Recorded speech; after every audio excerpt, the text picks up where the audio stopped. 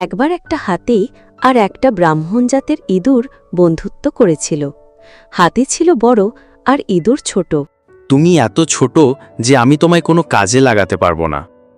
ছোট হলেও আমি একদিন কাজে লাগব, তুমি দেখে নিও। ইঁদুর অনেক ছোট হওয়ায় হাতিটাকে অনেক অপমান করল এবং সেখান থেকে দুজন চলে গেল।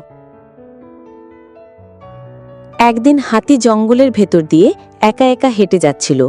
হঠাৎ সে শিকারীদের পাতানো জালে আটকা পড়ে। ও আশেপাশে কাউকে না পেয়ে বাঁচার আশা ছেড়ে দিয়েছিল। বাঁচাও, বাঁচাও, কেউ মরেছি যে, বাঁচাও।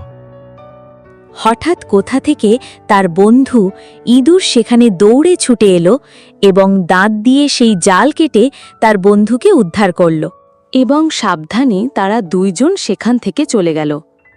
এই গল্প থেকে আমরা শিখলাম, আকার বা ক্ষমতা দেখে কাউকে ছোট করতে নেই। সবাই তাদের নিজের জায়গায় মূল্যবান।